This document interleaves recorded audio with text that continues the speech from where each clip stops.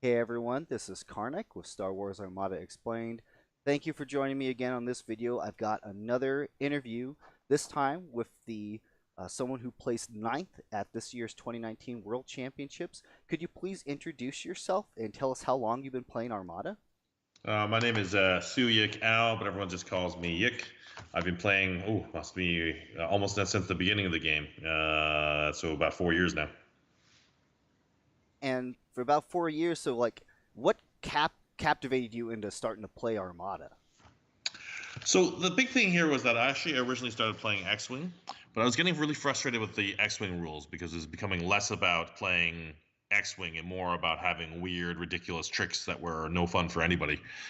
So I gave Armada a try, and after trying it, I realized that I really enjoyed it because it wasn't a game about ridiculous luck or ridiculous tricks. It was a game about playing your strategy over the course of 5 to 6 turns and planning your turns well out in advance. It's actually really appealed to me, and I greatly enjoyed it. See, that's the biggest reason why I got into Armada as well. Of course, I live in an area where pretty much nobody plays nothing except Warhammer or Magic.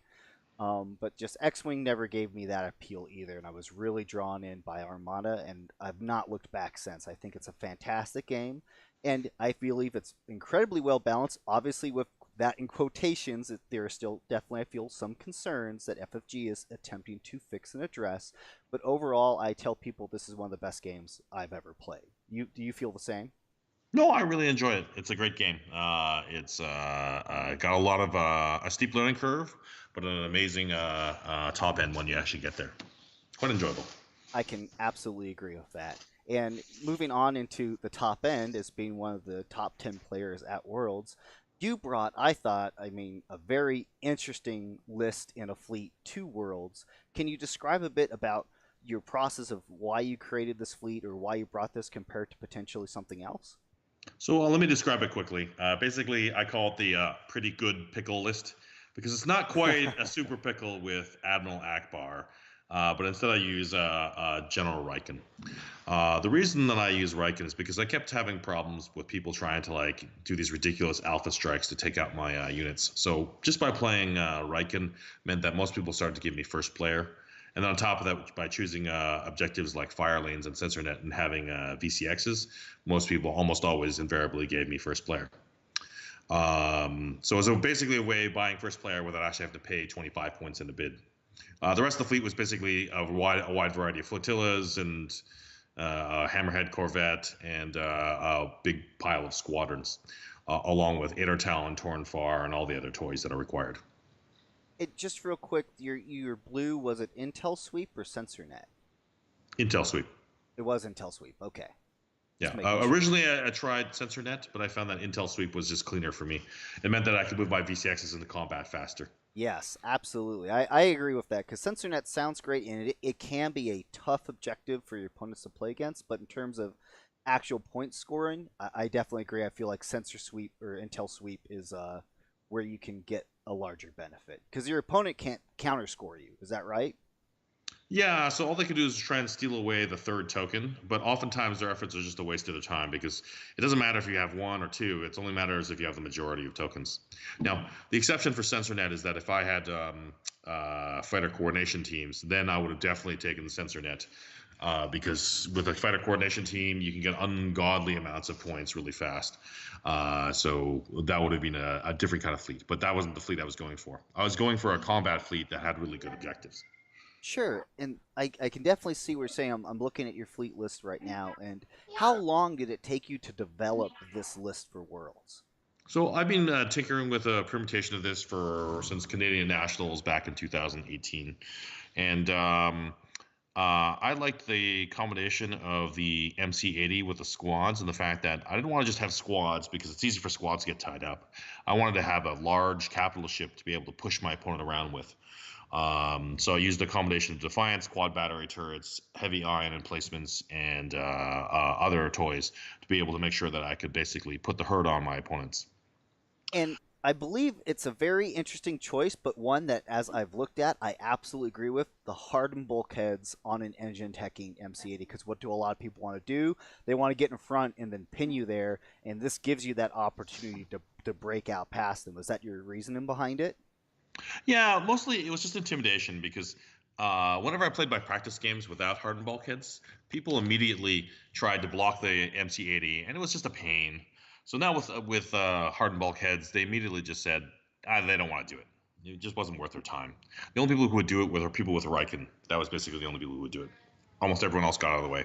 Yeah, and even with that philosophy, though, looking at your setup, even if they tried to get in front of you, obviously with quad battery turrets, with Defiance, I mean, you're looking at tossing three, four, five, sometimes even five dice, and like that's still enough out of a front arc to blast anything out of your way. I feel.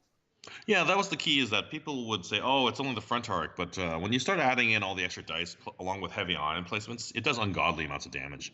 One heavy ion placement is basically does 3 damage, so you only need to get that once or twice during a game, and then your opponent's already backpedaling on their back foot. So one question I do want to have, or I do have about looking at your squadron ball, no intel. Yeah, I find that I generally don't need intel. Intel is actually a sucker's game. Because you spend a lot of points on a unit that doesn't fight very well, when you could just as easily take a squadron that hits like a brick for 20 points. You think about it, 20 points, that's roughly the same as Mark still. So you're sacrificing quite a lot to be able to get this intel, which generally only helps you in an odd variety of games. Generally, it only really helps against Rieekan. It's basically useless against anything else. Okay, I can definitely understand, appreciate. It's definitely a philosophy that me I don't feel comfortable flying like something like that without intel, but I can appreciate your strategy because again that's something that you practice with, and just like with anything, practice, practice, practice, and experience will trump any potentially negatives that you may face against. I know if I had faced you and I saw the no intel, I'd be like, oh, I'm just going to throw my fighters in there. But as you said, since you no longer have that weak element that can't fight, you have a squadron there that can fight. I'm sure that you kind of outguess some of your opponents when you would just hit back their squad ball and just kind of wipe them out, right? Well, it really comes down to it is that if you're playing Jan Ors or Dengar, you have an okay combat ship that everyone wants to kill.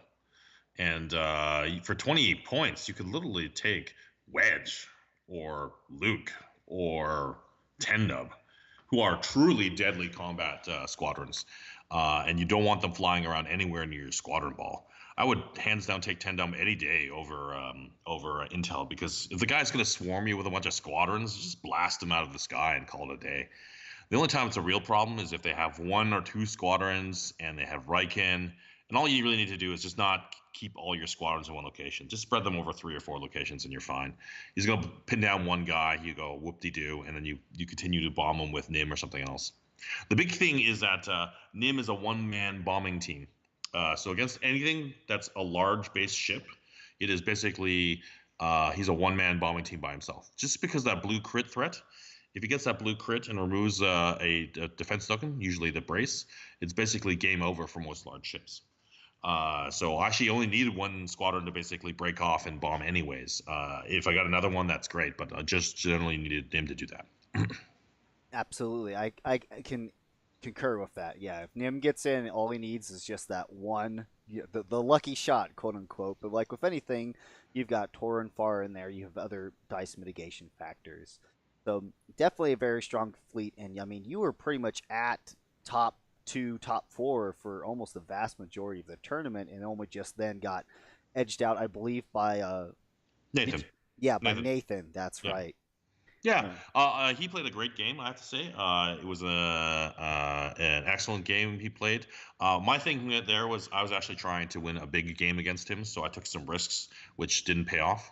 And then that's life, you know. Sometimes you take some risks and they don't pay Yep. off, and Know you the move on feeling. with it. The big thing was that I noticed that actually a lot of the players at the top tables were playing not to lose when they should have been playing to win.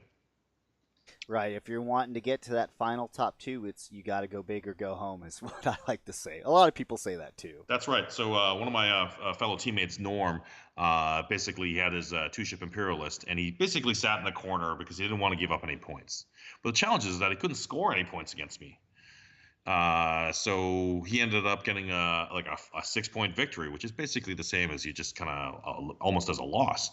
when he really should have come out swinging and then destroyed. One of us should have destroyed each other. That way, would have been had a clear path to the finals. I saw that a lot of players actually, for some reason, they just refuse to take those big swings in the top tables, which is a big mistake. You're not playing the worlds to come in 6th. You're not playing worlds to come in 10th or 12th or 14th. You're trying to make the top table and then win it all.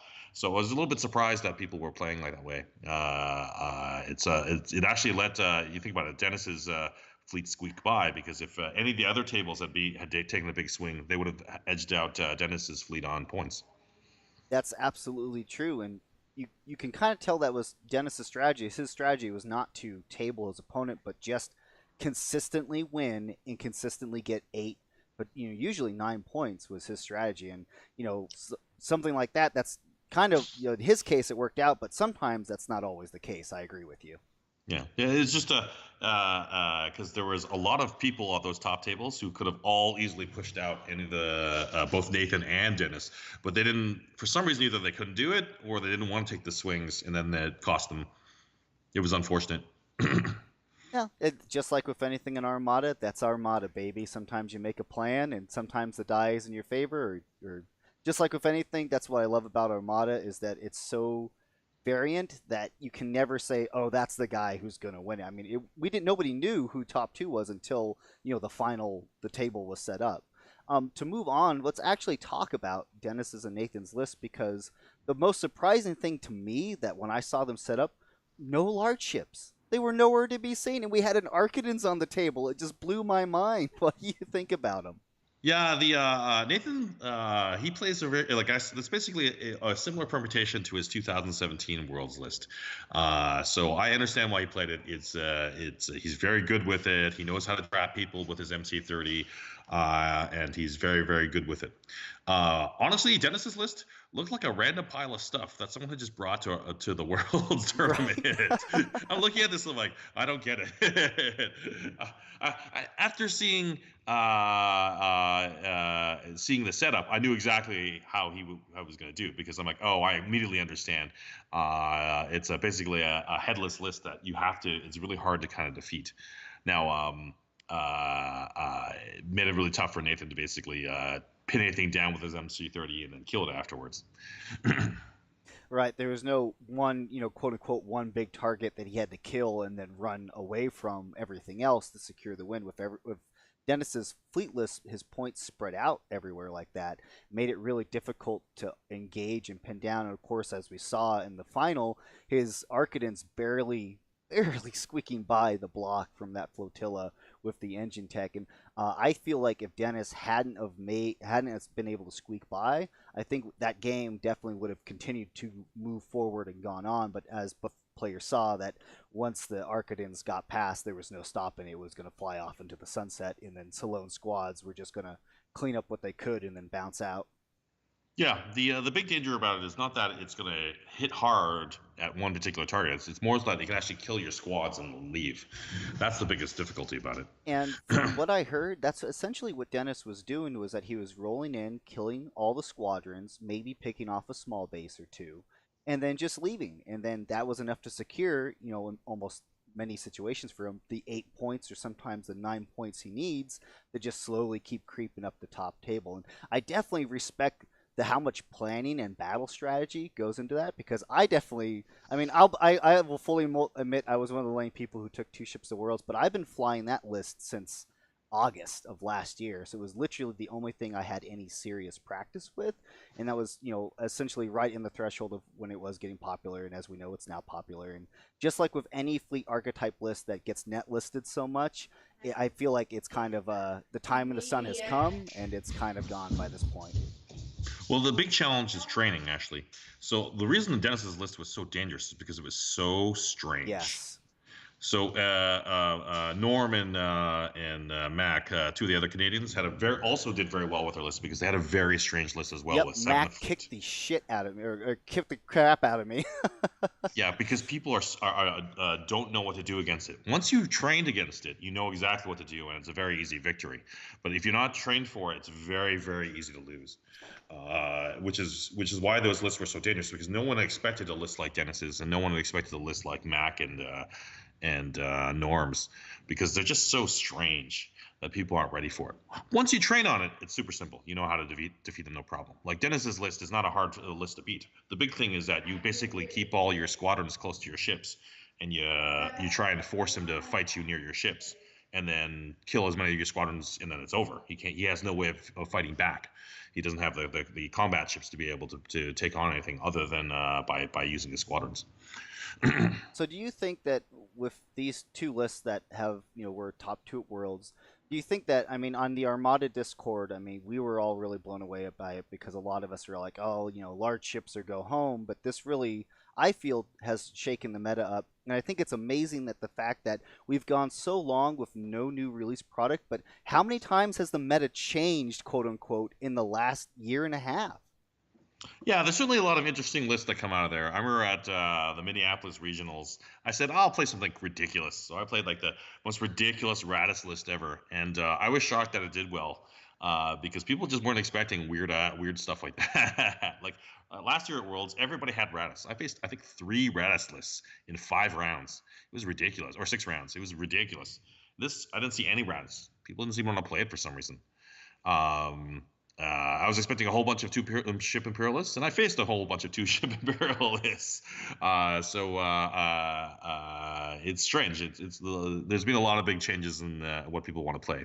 I think the big thing here is that any list with the proper amount of squads and the proper amount of training will do very, very, very well. Absolutely, I agree with that. And I keep telling people that on the Discord. It's like you can't just take Dennis's list in flight and expect to win because that's not how he won. He won by consistent practice. Yeah, his big thing is that his opponents weren't trained against him, and so they were making basically big errors by giving up, by exposing their squads when they really should have just kept their squads behind their capital ships. You basically sandwich them completely around with flak. He has nothing soft to hit except for maybe like a flotilla, and then you try and capture hit one of his guys as his squads once they try bombing something irrelevant. Yeah, and to get into Squadrons, and this is a question I've been asking everyone else who has placed top 10 at Worlds, was do you feel that Squadrons by this point, I mean, they've been essentially nonstop at Worlds, heavy presence. Do you feel that it's subtracting from the value of Armada, or do you feel like it's just an aspect of the game that people need to accept, or do you feel like there should be any changes made to them? So at the core, Star Wars Armada is a combined arms game. It's like playing a World War II game and saying, I only want to play tanks. I don't want to play any infantry. And then you wander into a city, and then his infantry tear you apart. It's a combined arms game. On top of that, if we go back to the Star Wars universe, it's never the capital ships that do anything. In fact, in almost every single movie, you see that the capital ships barely do any firing whatsoever. It's almost always the squadrons that are actually leading the charge or doing the heroic things. So, in its very essence and its DNA, Star Wars Armada has to be centered around squadrons. What's the real thing here? That's really causing problems for why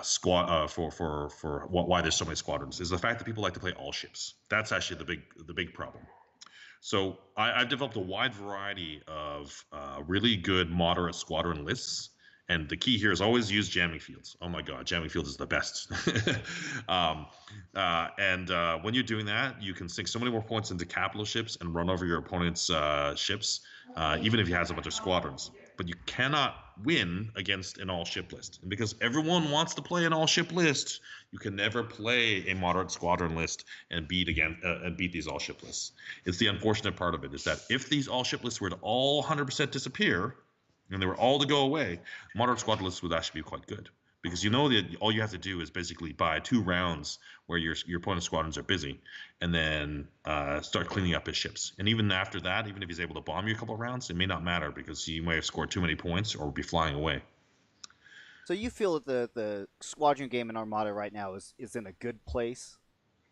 Well, the challenge is that people keep insisting on playing no squadrons.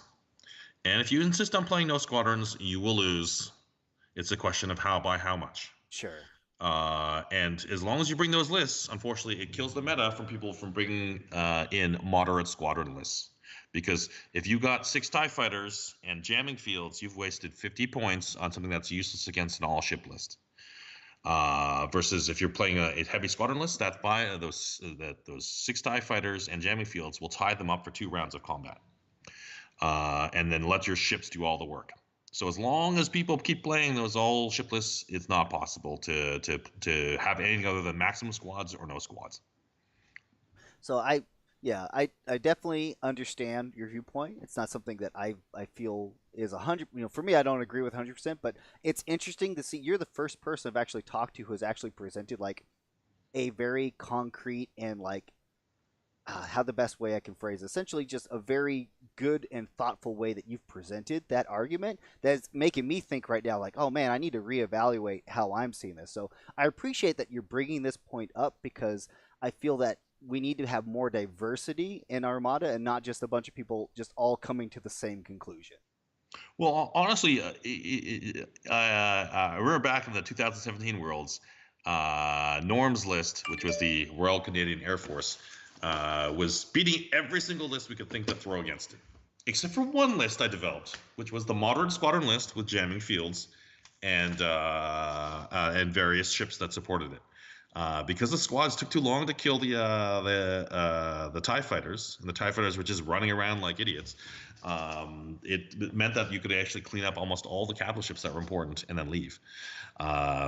So this is something that could have real value. It's just that because of the way the meta works out, and everyone wants to play nothing but ships, you just can't play these modern squadron lists. You saw the regional lists. All the top lists were either all the way with maximum squads or all the way with nothing. Same thing here at Worlds. You had somebody that had 100 points of squads, or you had people with less than 30. And you have nothing in the middle because you just get preyed on by these lists that are your natural enemy, and these natural enemies are floating around the entire tournament. So until things change around and people start saying, maybe I shouldn't play all ship lists because that's just dumb, you're going to find that it's going to be heavy squads all the way. Now, one interesting thing is I've been trying to I was playing with my friends the fleet sector rules, and the maximum squads there is only 1/4 of your fleet. Right, it's really not that much more than what's in a 400-point game. I played a couple 800-point games. Yeah, and the beauty of it is that with 1/4 squadrons, you have a lot more freedom as a player to put stuff on your ships, and you have a lot more freedom to not have maximum squadrons because suddenly 30 points of squadrons is relatively speaking still strong enough to kind of slow down 100 points of squadrons. Uh, so it's quite in some ways a joy to play that game.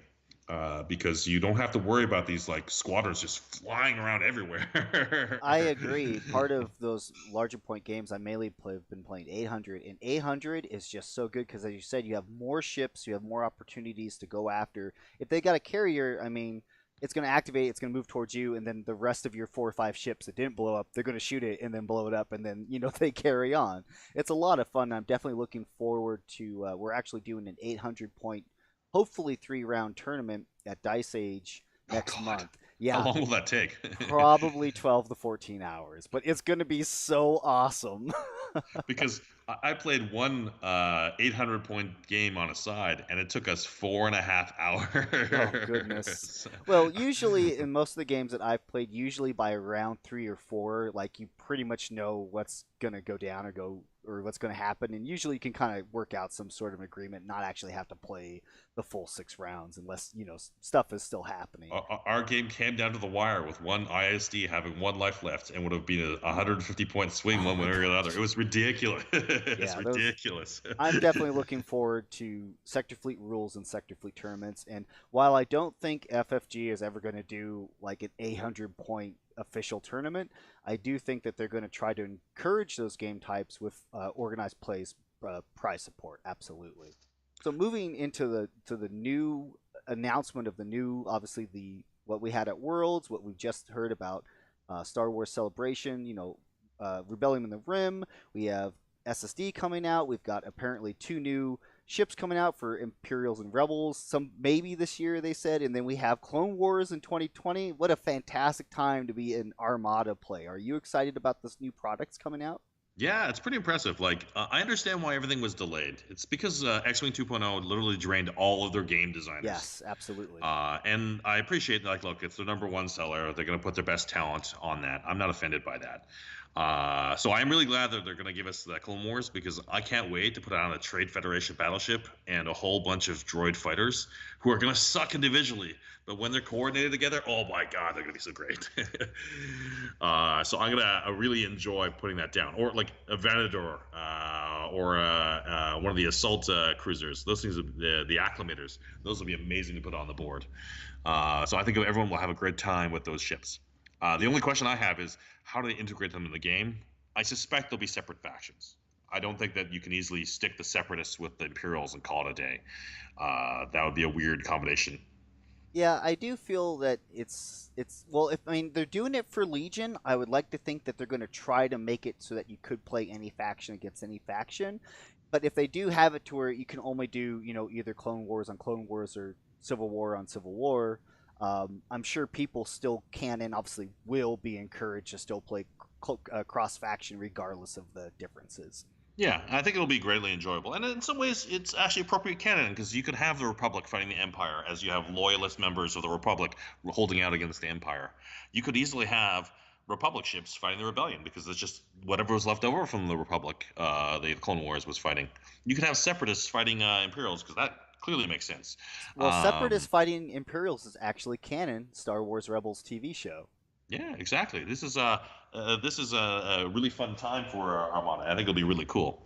The two new ships they were talking about, they sound mysterious. They were very vague and intentionally mysterious describing those two ships. I absolutely agree with you. Yeah, so maybe it'll be great. Maybe it'll be interesting. Maybe it'll be something cool that everyone recognizes. Maybe it'll be something from the expanded universe. I don't know. All I know is it'll be cool to have more big ships. Honestly, as tactical as it is to see Nathan and Derek facing off with nothing but small base ships. Honestly, when I'm playing at my game store, my friendly local game store, and I put down an Imperial Star Destroyer, an MC-80, everyone comes over and watches, because it's cool looking.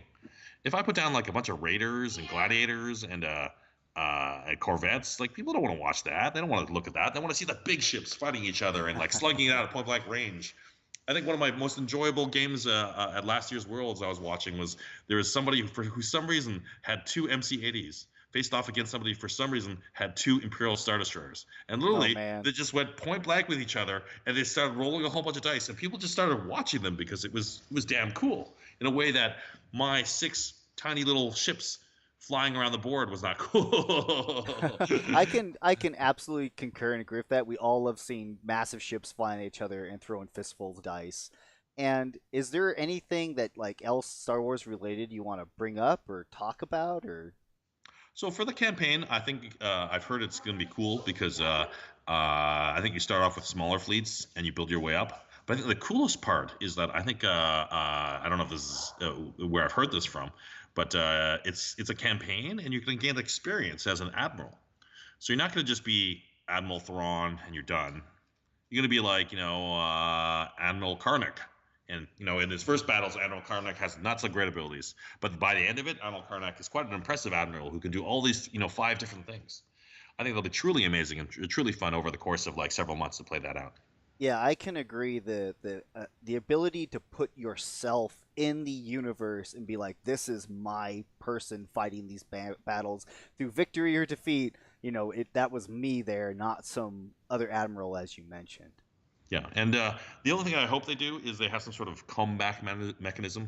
I know in the Corellian conflict, as soon as people lost the first round, it was generally pretty depressing for the losing side. So they need some sort of mechanism where you can come back if you're starting to fall behind your opponents. That way, it keeps the people in the game, and they're excited, and they still want to play, and they keep coming back. I know for the one Corellian campaign that I played, basically after 3 rounds, they just quit. My opponents just quit because they just didn't want to play anymore.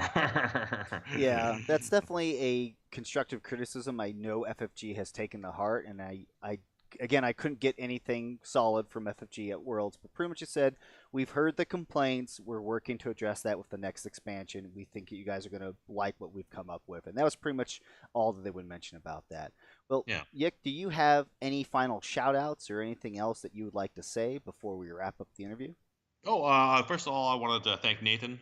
He's truly a gentleman. I've never been so happy to lose before. It truly is a gentleman, and to get a savage beating from such a gentleman is truly impressive. I want to congratulate Dennis for winning.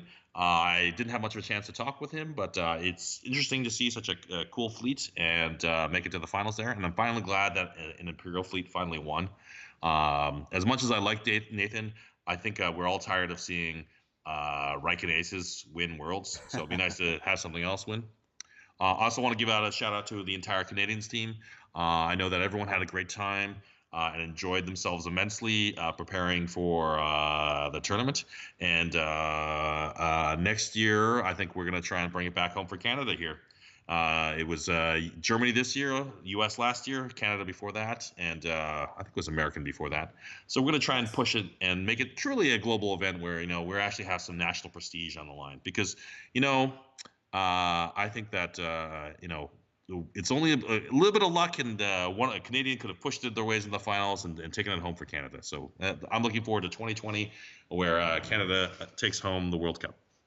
It's great. Thank you again so much for agreeing to this interview, joining us. I've gotten a lot of positive feedback from these kinds of interviews. Just having the Armada community just be able to meet and talk with some other, nerds like the rest of us. Well, thank you for joining me, and to my viewers, thank you for watching. If you have a question for Yik or want to converse with him, just leave some comments in the YouTube video. I'll make sure I convey them to him. Otherwise, like always, I'll catch you guys next time.